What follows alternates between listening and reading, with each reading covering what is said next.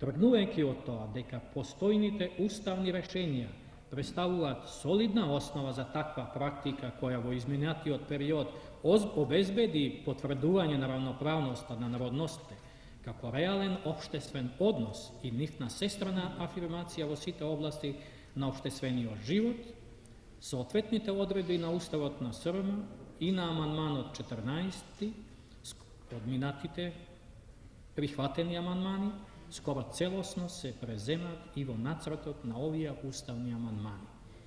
Со измените и дополнувањата што се предлагаат во нацртот, некои од постојните права на народностите натамо се унапредуваат согласно со новите односи и потреби и се определуваат уште потврсти уставно-правни гаранции за нивното остварување. Во таа смисла посебно треба да се истакнат начелата.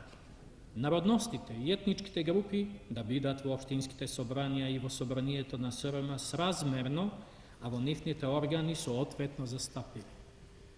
Потоа, уставно се утврдува правото на народностите и етничките групи да ги употребуваат своите знамења.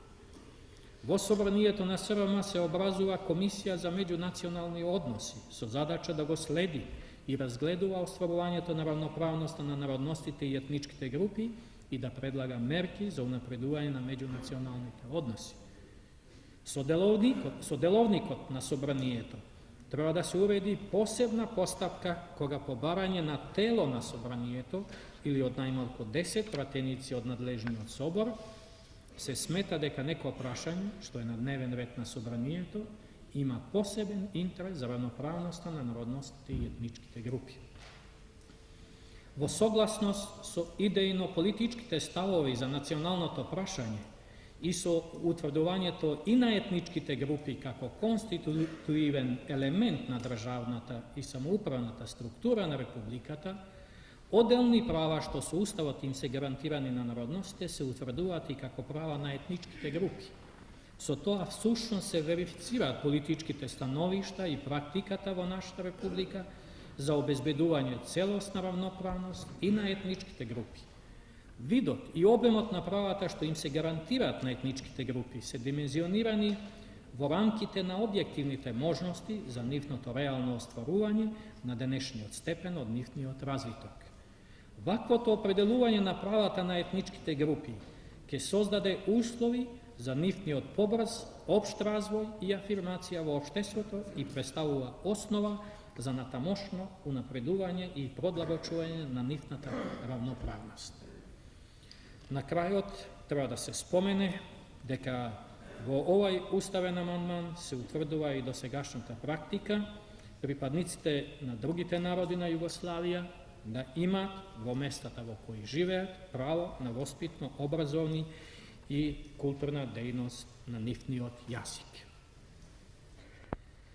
Другарки и другари, во областа на општествено-економскиот систем, предложените уставни амандмани се насочени кон две основни цели. Прво, прифаќајќи ги заедничките основи на општествено-економскиот систем, кои се резултат на усагласените ставови на сите републики и покрајини и со тоа представуваат нивни уставни основи, се настојува во амандманите тие основи натамо да бидат разработени и конкретизирани.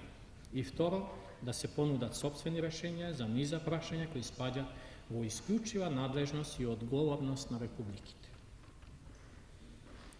Почетната основа на нацратот е принципот за решавачката улога на работниот човек како субјект во целокупната општествена репродукција, тргнувајќи од неговото неотуџиво право, врз основа на сопствениот тековен и минат труд, непосредно да управува со средствата на општествената репродукција, да стекнува и да одлучува за доходот во основната организација и преко неа во сите видови на здружениот труд. Сите решенија тргнуваат од поставката самоуправниот механизам натаму да се развие, да обличи на сите нивоа, пред се преку развивање на механизмот на самоуправното и општественото договарање. Напоредно со тоа, доколку се исцрпат сите непосредни, директни, самоуправни механизми на спогодување и договарање, тогаш да стапи на сцена и да прими одговорност со донесување законски акти, највисокиот орган на власта и самоуправувањето во Републиката, Собранието на Социјалистичка Република Македонија. При тоа, со цел да се елиминира евентуалното произволно преземање акции и да не се внесуваат елементи на нестабилност во самоуправните односи, во уставните амандмани јасно се прецизираат најнужните случаи кога е можна таква интервенција. Тој рестриктивен карактер на интервенциите и на највисокото тело во Републиката е наполно во согласност со основите на нашиот самоуправен систем. Такви овластувања се предвидуваат кога ќе настапат суштествени нарушувања на пазарот или битни отстапувања на основните цели на утврдената стопанска политика или кога тоа го барат интересите на народната одбрана. Во едно современо модерно општество, во кое се толку поврзани и зависни меѓу себе одделни организации, каде се повеќе станува очигледна потреба за усогласување дури во меѓународни размери во многу области, како што е сега, например, случај со монетарната сфера, незамисливо е да не се изградува механизам кој во сите можни случаи ќе функционира ефикасно и рационално, а во нашите самоуправни општествени односи механизам кој секогаш ќе не води кон самоуправен и демократски развиток со јасна, дефинирана одговорност за сите субјекти и на сите нивоа. Тргнувајќи од ваков пристап, во амандманот 18 се предвидуваат случаите кога може привремено да се ограничи располагањето или обврска за здружување на дел од средствата на општествената репродукција. Во случајот не се работи за трајно отуѓување на доходот, чие располагање секогаш останува неотуѓиво право на работните луѓе што го создале. Натаму, вакви ограничувања може да се донесат само со закон кој е усвоен со апсолутно мнозинство во надлежните собори. Свесни за далекосежното значење на политиката на доходот, не само за тековните стопански движења и за целокупниот стопански развој, туку пред се за целосната афирмација на принципот на распределбата според трудот, а со тоа и на иднината на нашиот самоуправен општествен систем, амандманот 20 е дополнет со можноста во самоуправното спогодување и општественото договарање со закон да се воведе обврска за започнување на постапката за склучување на овие спогодби и договори. Ние не очекуваме одеднаш да ги елиминираме сите деформации во оваа област, кои создаваат толку крупни секојдневни социјално-политички конфликти, ниту еднаш за секогаш да го симниме овој проблем од дневен ред, но очекуваме да отвориме процес на изградба на реални патишта за негово постепено надминување и тоа врз самоуправна основа, целосно, секаде кај што действуваат објективните пазарни законитости, а со одредени општествени договарања во оние области каде на реалното мерење на трудот пазарните законитости не можат да влијаат. Но во секој случај тоа е и најзначајното во ова. Ние веќе не сме обезоружени уставно-правно за решавање на овие прашања и одговорноста паѓа на јасно фиксирани во Уставот и законот органи и организации. Во согласност со изградениот став во нашата република по прашањето за самостојниот личен труд со средствата на трудот во сопственост на граѓаните, со амандманите се врши на тамошна конкретизација. На тој начин што уставно се утврдуваат некои дејности што може да се вршат со самостоен личен труд, како што е земјоделската, занаетчиската, туристичката, угостителската и превозничката, додека се утврдува основ со закон да може да се одредат и други дејности. Значајна новина представува регулирањето на статусот на задругите и сличните организации на земјоделските производители, во кои тие може да го здружуваат својот труд и своите средства за работа, како и самостојно да располагаат со остварениот доход. На тој начин, поранешните решенја што имаа во себе низа призвуци на етатизам, врз чија основа раснеа бирократски тенденции на село и во задругите, сега добиваат по-прогресивно решение. Основниот курс и цел за изградба на самоуправна република, што е утврден во нашите политички документи, најмногу може да дојде до израз во напорите за творечка разработка на онија прашања од општествено-економските односи, што се во надлежност и одговорност на републиките. Во нацртот на амандманите се настојува да се дадат уставно-правни основи за некои мощни, значајни прашања од оваа област. Би го свртил вашето внимание на следниве. Заради обезбедување општи услови за општествен и економски развиток, Републиката го насочува и осогласува развитокот на стопанството и општествените дејности и за таа потреба донесува општествени планови и програми. Главната пречка,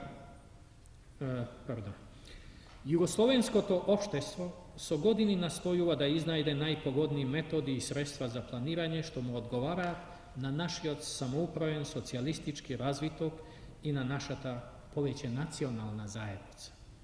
Главната пречка за целосен и конзистентен систем на планирање не лежеше во неспособноста да се најдат соодветни решенја внатре во самиот систем на планирање. Тие беа нееднаш понудени, ако не во комплетен репертоар, барем оние најнужните. Нивното конституирање, а особено нивната примена, најдуваше на сериозни пречки во сферата на политика. Поточно се сопиња поради отсуство на решенија кои обезбедуваа рамноправни меѓурепублички договори за основите на заедничката економска и развојна политика. Усвоениот уставен концепт на СФРЈ сега отвара можност за решавање на оваа област од нашиот општествено-економски живот. Не треба посебно да се истакнува значењето на планирањето за успешен и стабилен развиток на целото општество. При тоа никако не се мисли на етатистичко планирање, туку планирање сватено во Марксовото поимање, кое тргнува од неговата мисла.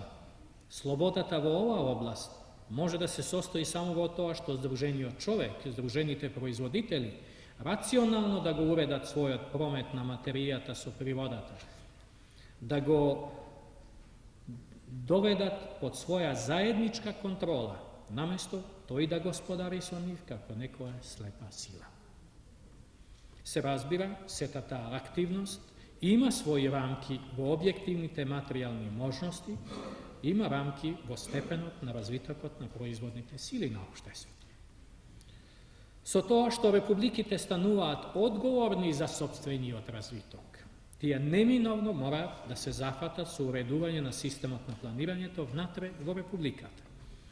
Меѓутоа, напоредно со тоа се создаваат мощни реални и блиски изгледи системот на планирањето, онаков каков одговара на нашиот самоуправен систем и повеќе национална заедница, полесно и побрзо да најде решение и на ниво на федерацијата. Предложените основи на системот на планирањето во овие амандмани тргнуваат од следните поставки.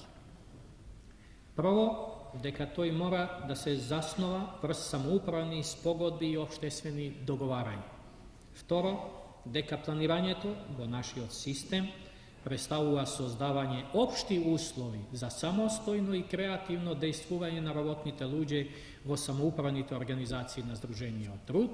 И трето, тргнувајќи од научно и стручно согледување на развитокот, им дава можност за ориентација на организациите на Сдружениот труд, им посочува за кои намени се неопходни заедничките акции, вклучувајќи го издружувањето на средствата врз самоуправни спогодби и општествени договори. Доколку не се постигне општествен договор за здружување на овие средства, а собранието на СРМ оцени дека е тоа од општи интерес и дека одредени цели не може да се остварат на друг начин, може да се донесе закон за здружување на средствата. И овој закон се донесува со мнозинство гласови на сите пратеници на надлежните собори на собранието. Веројатно, нам ни престои со законот за планирање да уредим уште многу прашања, а на прво место самиот механизам на самоуправното и општественото договарање. Искуство тоа што ќе ни го даде законот за самоуправното спогодување и општественото договарање во областа на распределбата на доходот, се надевам ќе ни помогне да дојдеме до подобри решенија и во областа на планирањето. Но, веќе самиот уставен амандман дава можност да се донесуваат конкретни решенија за идниот средњорочен плански период. На тој начин, ова решение во уставните амандмани ќе значи сериозен потик самоуправните организации да пристапат кон планирање на сопствениот развиток многу поцелосно и преко самоуправното спогодување и општественото договарање да вршат здружување на средствата секаде каде што е неопходно, не чекајќи прашањето да се решава со законски акти. Во нацртот на амандманите се третираат и дејностите од така наречен посебен општествен интерес. Може слободно да се каже дека секојдневно се сретнуваме со мощно сложени и деликатни проблеми од некои општествени дејности што има посебен општествен интерес во стопанството, потоа во комуналните дејности, како и во широката област на општествените служби, образованието, здравството и сл. Сите тие дејности имаат заедничко, што по правило во нив не можат да дејствуваат пазарните законитости. Та и мерењето на вредноста не може да се поистовети со стопанските дејности во кои дејствува пазарот. Од друга страна, многу од нив се неопходен услов за задоволување на секојдневните основни потреби за живот и работа на граѓаните или се од посебен интерес за целата република, електростопанство, ПТТ, водостопанство и сл. Во овие области ќе мораат на посебен начин да се регулираат некои прашања, се разбира, секогаш водејќи сметка за самоуправните општествени односи и за равноправноста на луѓето вработени во овие дејности. Кон ова треба да се додаде дека и прашањето за рентата, која е една реалност во нашиот живот, а која досега не е адекватно поставена, ќе треба да добие со закон одредени решенија. И до сегашниот развиток, а веројатно во иднина уште повеќе, што впрочем ни покажува искуството на развиените земји, упатува на неопходност Уставот да даде основа за заштита на природата и на средината на човекот, да утврди основи за спречување на штетните последици за здравјето и животот на луѓето, предизвикани од современиот начин на производството, технологијата и саобраќајот. Фактот што овие прашања се поставуваат како мощни акутни во меѓународни размери и влегуваат во дневните редови на меѓународните организации, уште повеќе дава основа благовремено да преземеме соодветни мерки, колку е можно повеќе да ги избегнеме честопати ненадоместливите штети за природата и за средината на човекот. Еден од предложените уставни амандмани е посветен на стамбените односи. Како што е познато, стамбените односи и стамбената политика целосно се во надлежност и одговорност на републиките, односно општините и работните организации. Станот, кој представува животна потреба од вонредно значење за работните луѓе, наедно има карактер на трајно потрошно добро. Тргнувајќи од овие основни поставки, во нацртот на амандманот се утврдуваат само основните насоки, додека конкретизацијата и поблиските решенија би се утврдиле со републички закон, односно одлуки на општините и на работните организации. Насоките содржани во нацртот на амандманите тргнуваат од тоа дека работните луѓе и граѓаните своите стамбени потреби ги решаваат со сопствени средства. Натаму, дека организациите на Сдружениот труд можат да помагаат во тоа, а посебно да се грижат за станови кога е во прашање производството. И на крајот, во општините може да се создават фондови за помагање на онија категорија работни луѓе и граѓани што не се во состојба сами да го решават стамбеното прашање поради ниски примања, социјална загрозеност и сл. На овој начин се настојува станот да биде поврзан со начелото на распределбата според трудот, но истовремено многу повеќе, многу појасно и почисто da dojde do izraz solidarnosta sprema onija što se najzagrozeni. Ne treba da imamo iluziji дека конкретните решенија лесно ќе се утврдат. Секако предстои сериозна и мощна и суптилна работа врз законските и другите акти од оваа област. Но едно е несомнено. Една кристално јасна политика ни е неопходна, ако сакаме да го запреме бранот на деформации во оваа област, кој создава немали и незапоценување општествено-политички проблеми. Иницирањето на овие прашања во уставните амандмани, нивното принципиално поставување, представува значаен чекор во доследното и вистинското движење напред на општествено-економските односи, свесни дека доправа ни предстојат уште доста напорни работи за нивно творечко спроведување во животот.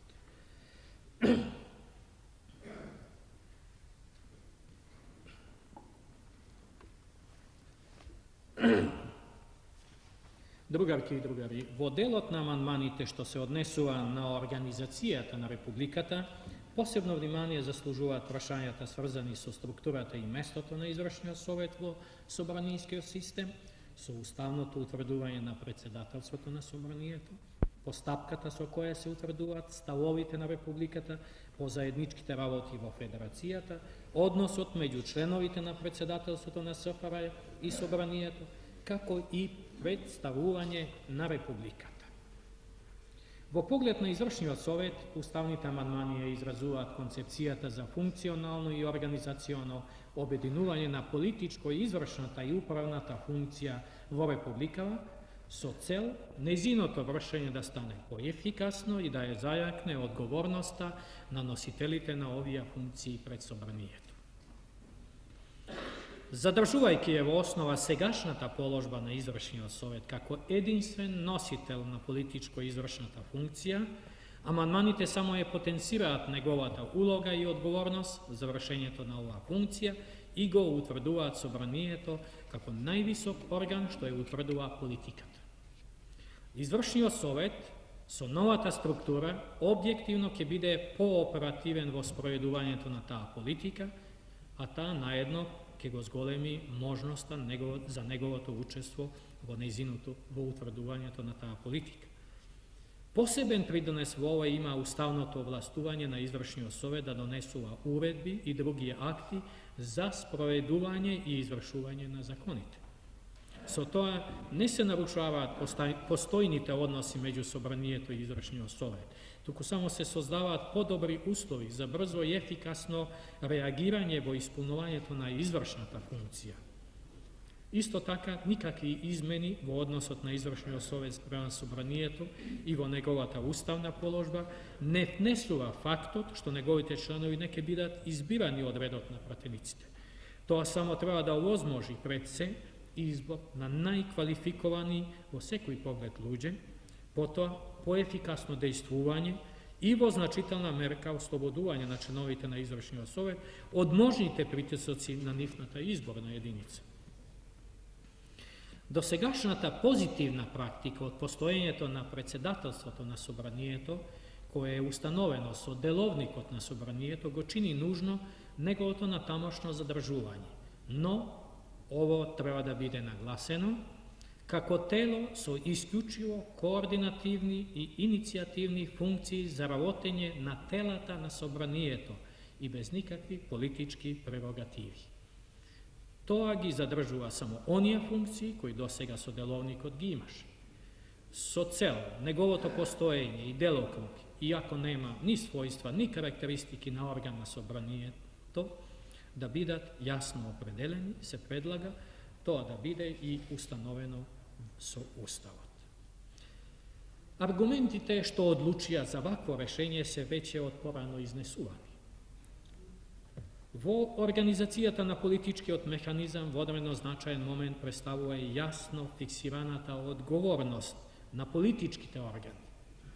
Постоењето на два органа со политички функции неминовно би водело од една страна кон намалување на политичката улога на собранието како целина, неговото претворање во тело што дискутира и санкционира, a ne vo odgovorno demokratsko telo koje izrasnува и се подпира врз сиот самоуправен механизам во републиката, но koje суверено решава.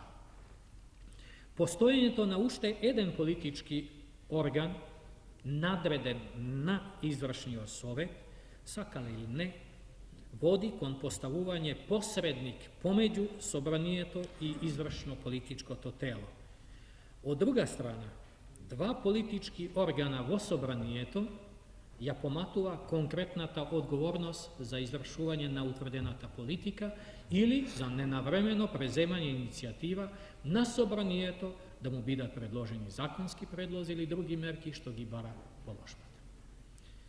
Воспоставување на уште еден политички орган во републиката, тоест евентуално председателството на СРМ, на Социјалистичка република Македонија, не на собранието, не може да има оправдување поради постоење на таков орган во федерацијата, кој има пред се основна улога за усогласување на интересите и ставовите на републиките и покрајините. Таква улога не може да ја изврши орган што би израснал само од собранието, туку тоа може да го врши целото собрание и сивот полицентричен политички механизам во нашето општество. Дали со вакви решења постои опасност извршно политичкото тело да се осамостои од собранието во мерка што не би била пожелна? Веројатно, теоретски тоа е можно. Како што е уште поверојатно при постоење на некој потесен политички орган над извршниот совет, тоест председателство, како политички орган, да доведе до осамостојување на овој орган. Останува и натаму потребата собранието со својата политичка контрола и со својата законодавна иницијатива и активност во целина да ги задржи и остварува своите уставни прерогативи. И во поглед на утврдување на ставовите на републиката, нацртот на амандманите доследно го изразува концептот што во нашата република никогаш не бил спорен, улогата на собранието не бил спорен, ниту доведуван во сомневање, за зајакнување на местото и улогата на собранието на СРМ како изразител на сувереноста на републиката, како творец на политиката и како највисок орган на власта и самоуправувањето во републиката. Во остварувањето на оваа концепција, амандманите предвидуваат дека ставовите по прашањата за кои треба да се оствари усогласување во федерацијата ги изградува и ги утврдува собранието, било преку утврдување на општата политика, било преку изјаснување на конкретен предлог на акт или мерка. Се разбира дека демократските методи на дејствување на собранието овозможуваат, дури и налагаат широка иницијативност, соработка и учество на сите структури во републиката, што е составен дел од нашиот политички систем, утврден и со Уставот, а исто така и на извршниот совет како носител на политичко извршната функција во републиката. Механизмот и постапката со кои се утврдуваат ставовите на републиката едновремено овозможуваат доволна јасност во застапувањето на интересите на републиката, но и доволно еластицитет за нивно усогласување со интересите на другите републики и покрајини. Суштината на ова е да не се дозволи интересот на републиката да биде доведен во прашање, но и да се почитуваат интересите на другите. Овој став ние го застапуваме од самиот почеток на дискусијата за промените во политичкиот систем и можеме да констатираме дека практиката сосем ја потврди.